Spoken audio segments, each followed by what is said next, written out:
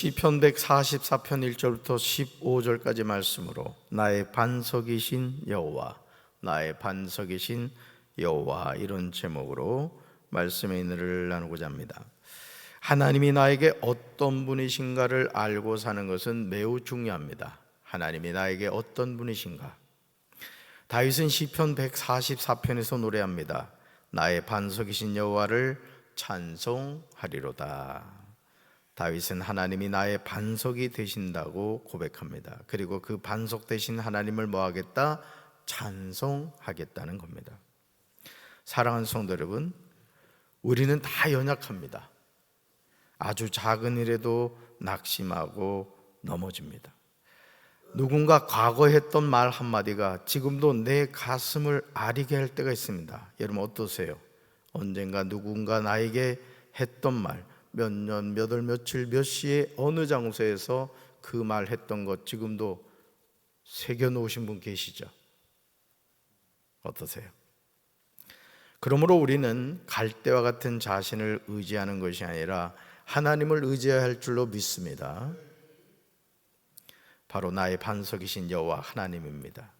나는 부족함이 많고 쉽게 시험이 들곤 하지만 나의 반석이신 하나님을 의지할 때 세상이 감당하지 못할 천하무적이 될 수 있습니다. 내가 잘나서가 아닙니다. 오직 나의 반석이신 하나님 때문입니다. 시편 144편 2절에서 다윗은 하나님이 자신에게 어떤 분이신가를 노래하고 있어요.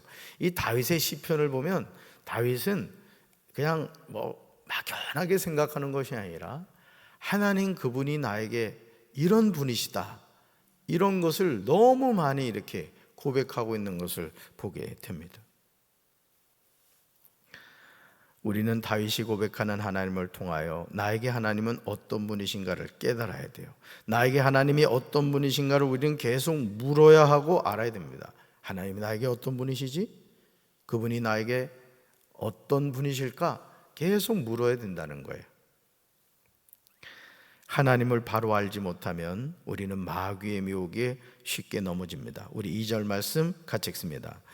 여호와는 나의 사랑이시요 나의 요새이시요 나의 산성이시요 나를 건지시는 이시요 나의 방패이시니 내가 그에게 피하였고 그는 내 백성을 내게 복종하게 하셨나이다. 아멘. 여호와는 하면서 시작하죠. 여호와는 나의 뭐가 되신다고요? 사랑이 되신다는 거예요. 여호와는 나의 뭐가 되신다고요? 요새가 되신다고요. 여호와는 나의 뭐가 되신다고요? 산성이십니다. 여호와는 나를 건지시는 이십니다. 여호와는 나의 방패십니다. 그러므로 우리는 누구한테 피한다? 하나님에게 피한다는 거죠.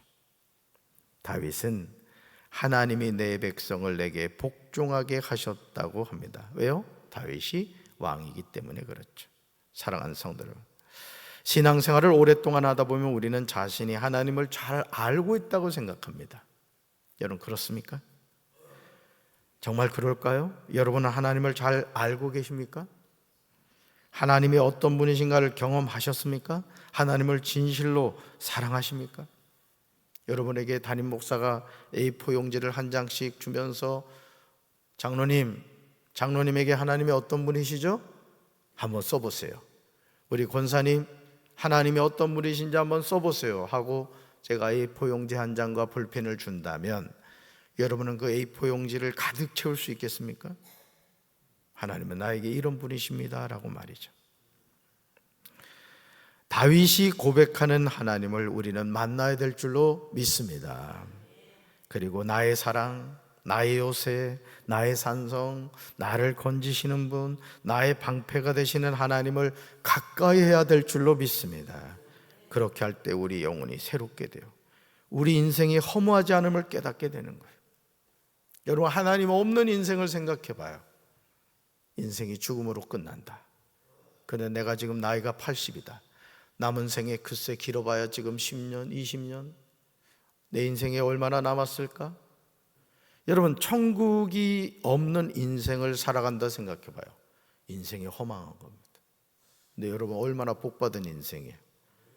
아멘. 그러니까 여러분, 이 세상에서 제일 복받은 인생이 누구냐? 예수님을 영접하고 그 이름을 믿고 죄 사함을 받아서 천국 백성으로 살아가는 거예요. 그러니까 이 확신, 이 구원의 분명한 확신을 가진 사람이 세 가지를 하게 되는 거예요. 항상 기뻐하고, 쉬지 않고 기도하고, 범사에 감사하고, 나의 나 된 것은 하나님의 은혜임을 고백하게 되는 거예요. 할렐루야.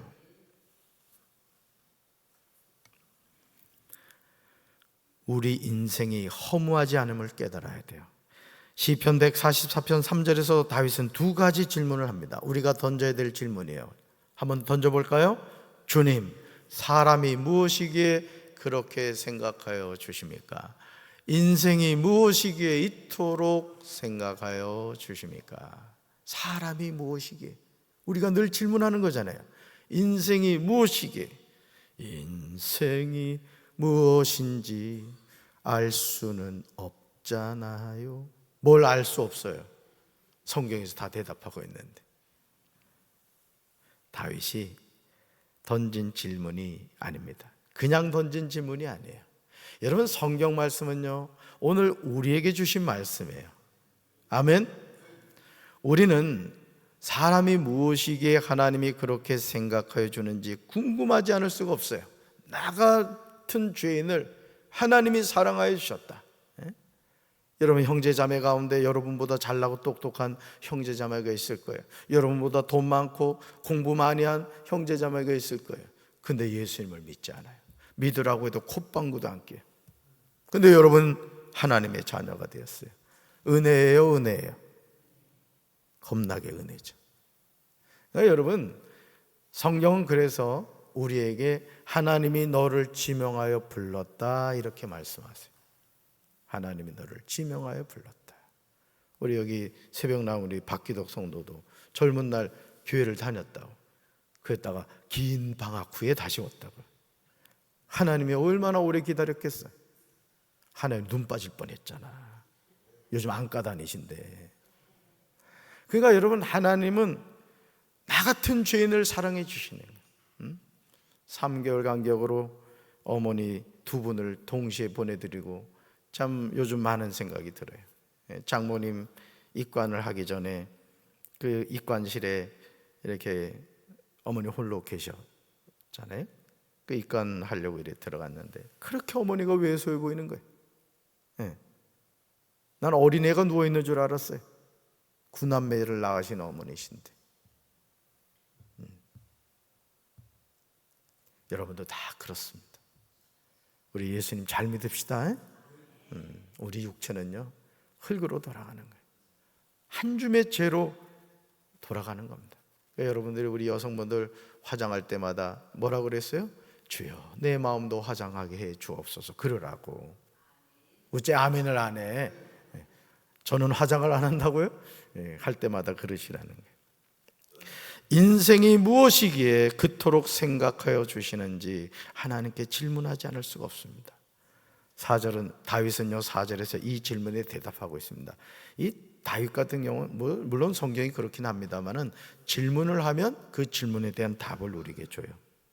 사람이 무엇이고 인생이 무엇이냐, 4절에 대답해요. 우리는 자신의 삶에 대해서 대단한 것으로 생각하지만 우리 삶은 그렇게 대단하지 않습니다. 우리는 매일 매순간 이것을 명심해야 돼요. 그렇지 않으면 후회하게 됩니다. 우리 세 번역으로 4절을 읽습니다. 사람은 한낱 숨결과 같고 그 일생은 사라지는 그림자와 같습니다. 아멘.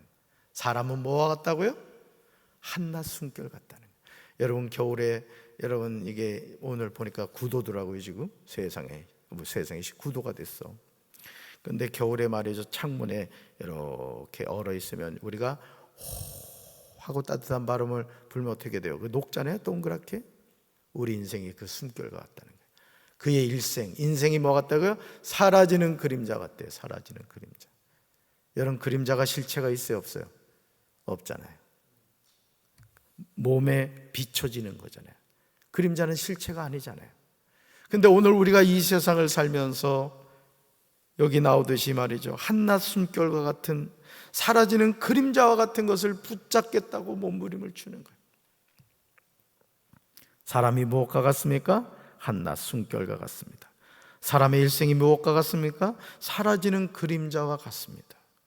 그러니 우리가 이 세상에서 하나님을 바로 알고 예수 그리스도의 이름으로 죄사함을 받아 천국 백성이 된다는 것은 너무 중요한 거예요. 이것보다 중요한 게 없는 거예요, 여러분.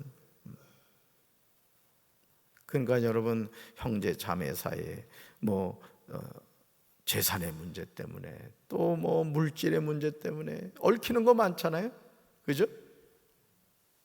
우리 예수 믿는 사람은 그것에서 자유해야 돼요. 자유하고 싶지 않은 모양이네. 자유하시기 바라요. 그러니까 참 우리가 하나님의 자녀로 살아가면서 여러분, 비우셔야 될 건 비우셔야 됩니다. 그게 좋은 거예요, 진짜. 우리는 누굴 붙잡아야 돼요? 하나님 붙잡아야 돼. 어제 갑자기 표정이 이상해. 유산이 많은 모양이구만. 아멘. 네. 시편 144편 5절부터 다윗은 여호와여 하나님의 이름을 부르면서 하나님께 기도하고 있습니다. 여러분, 5절 이하를 볼까요? 뭐라고 하죠? 여호와여 하늘을 여시고 내려오소서. 산들을 만지시면 그곳에서 연기가 납니다. 번개를 보내어 적들을 흩으시고 주의 화살을 쏘아 적들을 물리치소서. 높은 곳에서 아래로 주의 손을 내미시며 나를 구원하시고 나를 구출해 주소서. 강력한 물들로부터 나를 구출하시고 낯선 자들의 손으로부터 나를 구원해 주소서. 여러분, 다윗은 계속 하나님을 찾고 있습니다. 하늘을 열어달라는 거예요. 하나님이 친히 내려오셔서 나를 도와달라고 기도하고 있습니다. 다윗이 고백하는 내용을 통하여 우리가 알게 되는 중요한 사실은 하나님을 인격적인 분으로 이야기하고 있다는 사실이에요. 하나님 어떤 분이시라고요? 하늘을 여시는 하나님, 산들을 만지시는 하나님, 번개를 보내시는 하나님, 주의 화살을 쏘시는 하나님, 손을 내미시는 하나님. 따라합시다. 손을 내미시는 하나님, 나를 구출하시는 하나님, 나를 구원하시는 하나님. 이 하나님이 누구 하나님? 나의 하나님이라는 게 나의 하나님. 여러분, 다윗이 고백하는 이 하나님 너무 멋지지 않습니까? 시편 144편 9절에서 다윗은 노래합니다. 같이 읽습니다. 하나님이여 내가 주께 새 노래로 노래하며 열줄 비파로 주를 찬양하리다. 아멘. 하나님의 자녀가 하나님께 드리는 최고의 선물은 새 노래입니다. 하나님을 찬양하는 거예요. 이것은 의지적인 결단인 거예요, 여러분. 자꾸 하나님을 찬양하세요. 새 노래로 하나님을 찬양하라는 거죠. 우리는 살아계신 하나님께 새 노래로 노래할 줄로 믿습니다. 열줄 빛바로 하나님을 찬양해야 될 줄로 믿습니다. 시편 144편 8절과 11절에서 다윗은요, 이방인들의 속성을 말해요. 8절과 11절. 우리 성경 보고 한번 읽어봅시다. 8절과 11절 두 절이에요. 시작. 그들의 입은 거짓을 말하며 그의 오른손은 거짓의 오른손이니이다. 11절. 이방인의 손에서 나를 구하여 건지소서. 그들의 입은 거짓을 말하며 그 오른손은 거짓의 오른손이니이다. 아멘. 이게 이방인들의 속성이라는 거예요. 그들의 입은 뭘 말한다고요? 거짓을 말합니다. 그의 오른손은요, 거짓의 오른손이에요. 하나님의 자녀는 진리 가운데 살아가는 사람인 줄로 믿습니다. 그래서 예수 믿는 사람은 거짓말하면 안 돼요. 말을 옮기거나 좋지 않은 말을 하거나 그러면 안 돼요. 우리 입술에는 항상 복스러운 말, 은혜의 말, 사랑의 말, 살리는 말, 진리의 말만 해야 되는 거예요. 아멘이십니까? 하나님의 자녀는 진리 가운데 살아가는 사람이에요. 거짓을 말하고 거짓의 오른손을 가지면 안 돼요. 사랑하는 성도 여러분, 저와 여러분의 가정이요, 시편 144편 12절부터 14절의 복을 받게 되길 주님의 이름으로 축원합니다. 복은요, 하나님이 주시는 거예요. 아멘. 따라합시다. 복은 하나님이 주시는 겁니다. 우리가 복을 쫓아가는 인생이 되면 안 돼요. 이 소도 그렇습니다. 이 소도 주인이 앞에서 딱 잡아서 이렇게 끌고 가면 괜찮은데요, 제가 한 번은 어릴 때 이게 밭에 가서 일을 하고 이제 제가 소를 끌고 가는데 이 뒤에서 이제 소를 제가 이렇게 끌고 갔어요. 근데 저는 또 야근 척 한다고 그 소 목 줄에다가 이제 뒤에서 끌고 가니까 거기다가 제가 뭘 매달았어요. 뭘 매달았어? 이거 푸대를 매달았나? 지금도 이렇게 등치가 아담하지만 그때는 더 등치가 아담했다고. 근데 부모님이 이 작은 둘째 아들을 그냥 키모 크게 하려고, 그래서 이제 그거를 이렇게 뒤에다 줄을 메고 갔는데 너무 경사가 진 데를 내려갔어요. 이 소가 막 등치가 엄청 좋았어요, 힘이. 제 힘으로 감당이 안 되는 거예요. 그래서 놓쳐버렸잖아요. 그랬더니 이 소가 뒤에서 쫓아오잖아, 뭐 매놨으니까. 그래가지고 소가 그냥 넘어졌잖아. 그래서 엄마 아빠한테 얼마나 혼났는지. 그 어머니가 소가 워낙 귀하니까 빨간 약을 발라줬어요. 이 소가 이리 다리를 다쳐가지고 제 가슴에 상처로 남았습니다. 어머니가 지금 천국에서 듣고 계실 것 같아요. 여러분, 복은요 쫓아가는 인생이 되면 안 돼요. 우리는 복의 근원이신 하나님을 따라갈 뿐이에요. 자, 현대인의 성경으로요 12절부터 14절 말씀을 읽을 텐데, 이 복이 여러분의 가문과 가정에 임하게 되길 주님의 이름으로 축원합니다. 우리 한번 읽어볼까요? 젊은 우리 아들들은 잘 자란 나무 같으며 우리 딸들은 아름답게 다듬은 궁전기둥 같으리라. 우리 창고에는 온갖 곡식이 가득하며 우리 양은 들에서 1000마리 만마리로 불어나고 우리 수소는 무거운 짐을 실을 것이며 우리가 침략을 당하거나 포로로 잡혀가는 일이 없겠고 거리에는 부르짖는 소리가 없으리라. 아멘. 이 복을 받을지어다. 다윗이 노래하고 있는 내용이 감동적이지 않습니까? 우리 아들들은, 우리 딸들은, 우리의 곳간에는, 우리의 양은, 우리 수소는, 우리 거리에는. 다윗의 노래는 너무 구체적이에요. 그러니까 여러분, 우리가 자녀를 위해서 기도할 때도 이렇게 구체적으로 기도하란 말이에요. 아멘이십니까? 그래서 저는 여러분들이 이렇게 하나님께 귀한 예물을 드릴 때도 예를 들어 1,000번제를 드린다 그러면은 여러분들이 꼭 기도 제목을 쓰시면 좋겠어요. 아멘. 여러분, 하나님이 뭐 돈이 없어가지고 여러분 헌금 받으시는 게 아니에요. 헌금은 철저하게 하나님과의 인격적인 교제인 거예요. 여러분의 마음을 담는 겁니다. 예를 들어 부모님에게 자녀가 용돈을 드린다. 어떤 마음으로 드리죠? 부모님을 사랑하는 마음으로 드리잖아요. 헌금도 마찬가지예요. 그러니까 여러분들이 마치 헌금을 드릴 때 뭐 하나님 적선하듯이 이러면 안 돼요. 정말 하나님 사랑하는 마음으로 정성을 다해 드리시기 바라요. 할렐루야. 그러면서요 시편 144편 15절에서 믿음으로 고백합니다.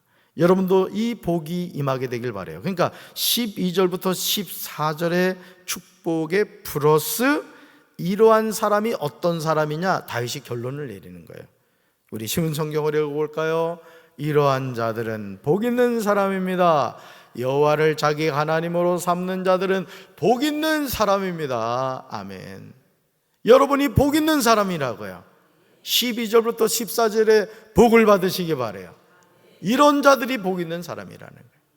결론, 여호와를 자기 하나님으로 삼는 자들은 복 있는 사람이에요. 그러니까 누가 복 있는 사람이에요? 오늘 이 새벽에 하나님 앞에 나와 이 새벽 제단을 쌓으며 하나님의 말씀을 듣고 찬송하고 기도하는 여러분이 복 있는 사람이에요.